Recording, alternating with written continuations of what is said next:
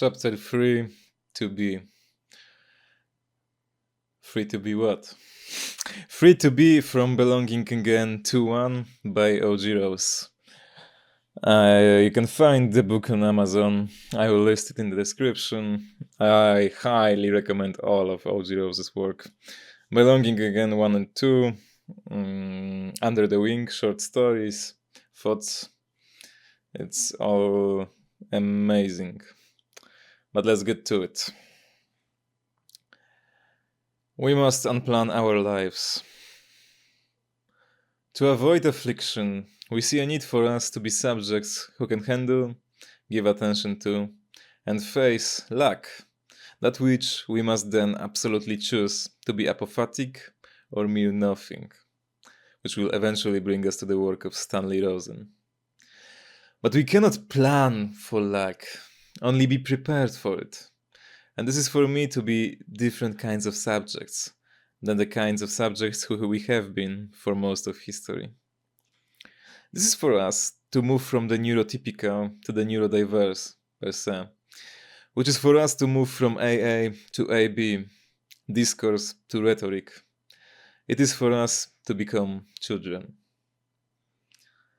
If much now rides on us figuring out how to spread the conditions in which people leave Plato's cave on their own, then what this means is we must move from a socio-economic system focused on planning to one which is prepared. This is for us to take Ivan Illich seriously, as we will discuss, and it is for us to become anti-fragile and intrinsically motivated. In November 2023, Michelle and I had the pleasure of teaching a course at Parallax, titled Look at the Birds of the Air, which entertained a distinction between planned and prepared. The class claimed we needed to unplan our lives, which sounds strange, admittedly, but the notion is that we today are very dependent on plans and planning, and thought that and though that emphasis was perhaps acceptable for most of human history, until now, 2023, given the rise of artificial intelligence, the collapse of givens, the growth of complexity, pluralism, and the like, we must begin to shift our focus to being prepared for the unpredictable. Again, following Hegel, that doesn't mean we were wrong to focus on planning like we did, but that we are now reaching an end to that historic episode and need to negate sublate it into a period where being prepared is more primary. We will of course still make plans and require them, but these plans will emerge out of a state of preparation, versus us live as if planning and preparing are similes, as we've been able to do for most of history, without great trouble. But things are shifting, and that shift would have us become more like Ivan Illich envisioned, which would, furthermore, have us align more with rhetoric than discourse. What's the difference between plan and prepare? To plan for something is to create a map and model by which to organize our action toward it. It is predictive and modelable. For example, I might plan to visit the beach next year and buy some tickets, make some reservations, etc. Everything is mapped out, and I then know where I will be next year around June. It's predictable. Being prepared, however, is where I don't know what's going to happen in June, but regardless, I'm ready for it. If it's hot, I've trained myself not to be addicted to air conditioning. If food is short, I know how to grow my own garden. If everyone around me is going through hardship, I know how to de-escalate drama and be there as a friend. I'm prepared. Now, to be clear, there's nothing wrong with planning for a trip in June, if, in making plans, I don't get in a habit of using my time in a manner that makes me less prepared. This is key. Planning must never replace preparing, but there is something about planning, in being linear, predictable, and low order, that often overreaches, over-preparing, dynamic, unpredictable, and high order, which trains us out of it. After all, why do we need to be prepared if we have everything planned out? If we plan well, nothing bad will happen. It is natural to think of ourselves as prepared, not just dependent on plans, but that often means that we plan to be flexible, and perhaps yet never are, when our plans fail. To be prepared means to be able to handle the unexpected, which, for Ivan Illich, is more about skills and discernment, while being flexible often means we adjust plans. To be prepared to change plans is not what Illich is talking about, but this is a way by which we can hide from ourselves our lack of preparation. Furthermore, if we are disabled by the system, we can't be prepared or even really flexible, despite what we might think about ourselves. Preparation is deeper than flexibility, but identifying this difference is not something the system makes easy to do.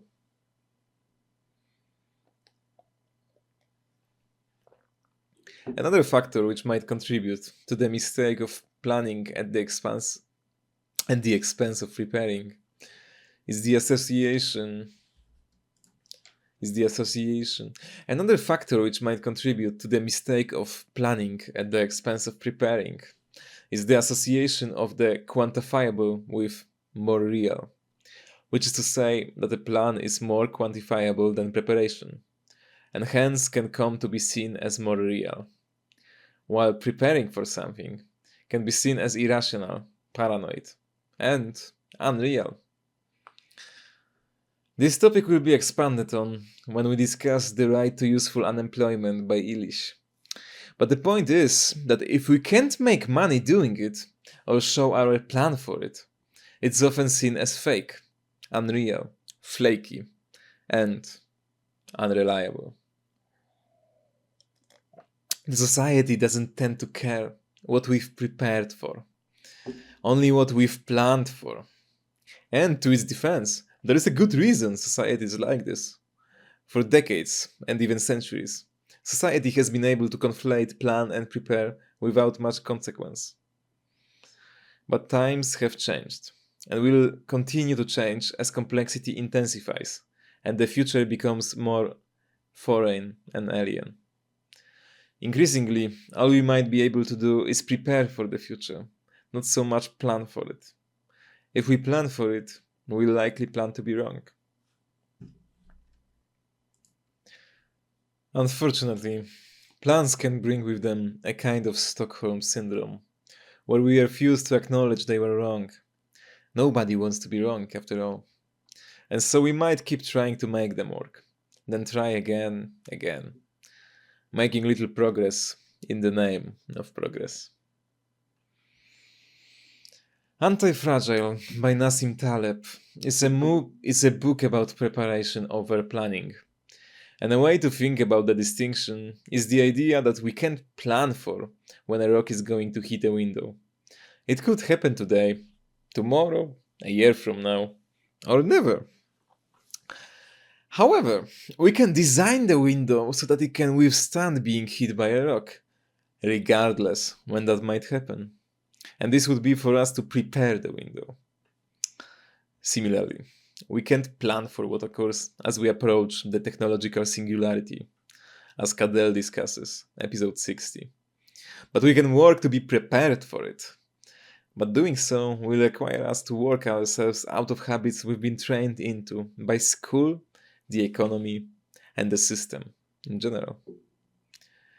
Illich spoke of unquestioned assumptions and examined history to show the assumptions we absorbed and lived according to without realizing it. And one of those unquestioned assumptions today is we must plan our lives. It's inevitable we plan, and plans are not inherently bad.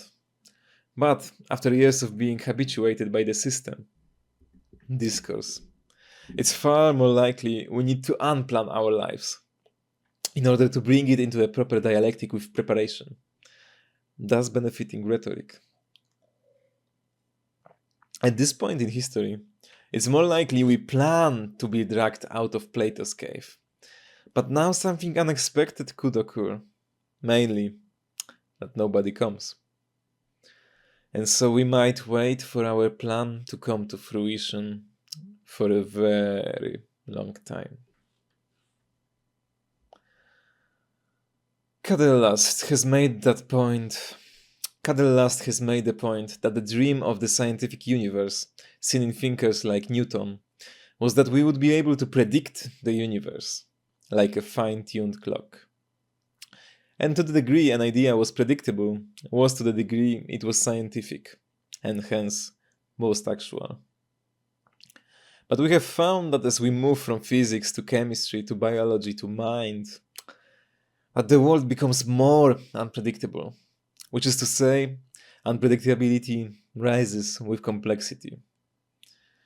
Human subjects are extremely complex and unpredictable. And yet, if we still associate predictability with most actual, that means we associate most real with that which is less human. To focus on planning and predictability then is to focus on planning and predictability then is to thus make humans toward life in a devolving and disabling way. And yet it is those who are toward life as such who can be considered most practical and actual. In the name of being ready for the future, then, we can make ourselves less able to enter the future as human beings. I have critiqued bestow-centrism with Nietzsche, and we could say that plans can bestow on us direction, which is what we must now move beyond, via negation, sublation. Bestowing is inevitable in life, as is planning. But the trick is that we don't engage in bestow-centrism or plan-centrism as a superior or moral way of life. This is when we can dehumanize and disable ourselves, a fate we can avoid by prioritizing preparation. But engaging in preparation can be seen by others as irrational, impractical, and silly. If engaging in preparation, though, is what is required for people to be children, this would suggest that the majority of people won't be. And if much rides on the spreading of childhood, then this is a problem. The macro conditions will have to change. But how can that occur without us engaging in force and totalitarianism, as arguably does Plato in the Republic? Not easily, but what's impossible today might be such due to changeable conditions. Preparation is shadow work today, a concept which will be expanded on later in this book. And for Illich, shadow work is that work left in the shadows by wage labor, which is not even acknowledged as work. The only real work is that which receives a wage, even if the shadow work is what makes wage labor possible. There are strong social incentives and pressures not to engage in shadow work. But if that is precisely the work we must do to be prepared, and we really must be prepared to handle the future of the technological singularity, then that means there is social incentive to end up effaced and impoverished, financially and spiritually. This is a massive problem, and quickly we need to cease incentivizing planning over preparation, discourse over rhetoric, AA over AB. It's another topic, but I think the moralization of plans is contributing to people not entering into marriage or having children, as the Collins discuss at base camp. Precisely because people can't plan for the future, which makes them feel too anxious and inadequate to try to plan a life, as seems possible because of birth control. Furthermore, if a society moralizes having a plan, then it basically becomes immoral to let those without plans get married or reproduce. But as the world changes and a plan becomes increasingly useless, the anxiety of the situation might incentivize people to stress the need for plans more, creating a vicious cycle in which birth rates might plummet as isolation climbs. In response to my conversation with Cadel Last and Andrew Sweeney on Ivan Illich, Owen Indiegan, also known as Raymond K. Hessel, made the excellent point that as planning collapses, what also breaks down is the social contract, which makes the situation politically consequential and volatile. If we cannot plan on retirement, social security, a job, what good then is society? Why should I pay taxes? Why should I bother to work? If the society leaves us disabled and then also makes us feel like it has broken its promises, the people will easily grow enraged and rebel against the ruling class. What then? Will the ruling class flee or squash the rebellion? It's hard to say, but Owen's insight suggests why the transition from a planned society to a prepared society will be difficult. A transition which probably can't be planned for itself. This too is something for which we need to be prepared. If all we know how to do is plan, if our plans fail, all we can do is make a new plan, then a new one. But why would we ever bother trying if the first plan failed? We might find ourselves having to overcome a trauma and anxiety to create a new plan, which, given rising complexity, is likely to fail again. And so on and so on. We might fall deeper into a cycle that causes us despair, only able to respond to that despair with that which makes it worse. The only hope is for us to do something different, to prepare versus plan. But after years of planning and habituating ourselves to what is typical, AA, this is hard and unnatural. In this way, we can see how we might associate planning with neurotypical and preparation with neurodivergence. And as we need something like neurodivergence to leave the game theory problem and rational impasse of Plato's cave, so we need neurodivergence to move beyond planning into preparation. To plan is more neurotypical, given how history has allowed planning to work for so long. To prepare is now more neurodivergent. We must unplan our lives to the degree we are dependent on plans, and they remove from us the incentive to perfect and master practices of preparation. Where there is preparation, there can be plans. But plans often replace preparation, where they come first. As discourse can follow rhetoric, but doesn't tend to occur the other way around. We have been able for decades to plan away the real of Lacan, but now we must instead be prepared for the real. We cannot keep planning it away. Artificial intelligence will easily replace most wage labor, and anything we as humans can plan for, AI will probably plan for better. We must prove prepared for what AI cannot do, which will orbit lack, the nihilism described by Rosen, and the apophatic, which is to say we must be ready to organize ourselves like hip-hop ciphers capable of magic. To say something vague, which I spoke to Sweeney about, episode 138, and also Thomas Wynne, episode 93. This is our challenge, but if we rise to it, AI might also prove a blessing. Funny enough, what might prove our biggest threat is precisely what AI cannot do, that we cannot predict.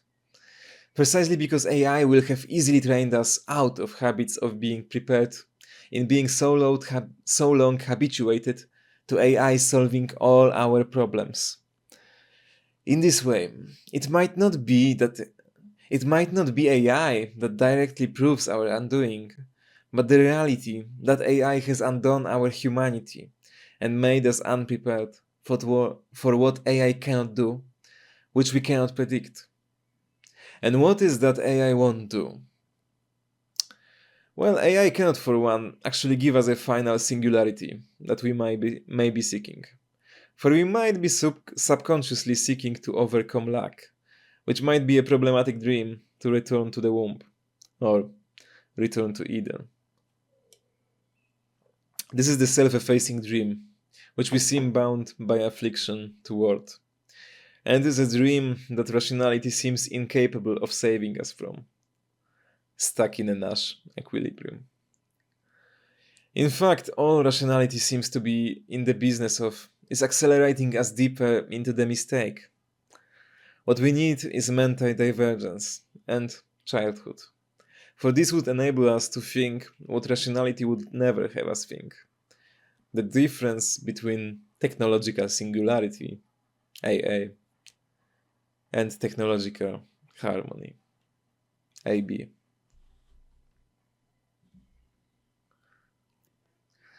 That's it, this is the chapter. I'm not going to narrate the whole book because it is long, and Daniel has done a lot of. He narrates his books, so you can find it on his channel. O.G.Rose. I will link it in the description, as well as I will put in the links for the Amazon listings of the book. If you're interested in the modern impasses of thought, then I highly recommend reading these books, because Daniel does amazing work trying to find, not only formulate questions, because formulating questions is the hardest work and maybe also the most productive, but he also tries to find some answers. So, for example, positing the internet as a social coordination mechanism, basically a way to coordinate people for interaction, for good interactions, which develop humanity. He tries to think through possible answers to our modern dilemmas, and so I highly recommend this work. See you next time.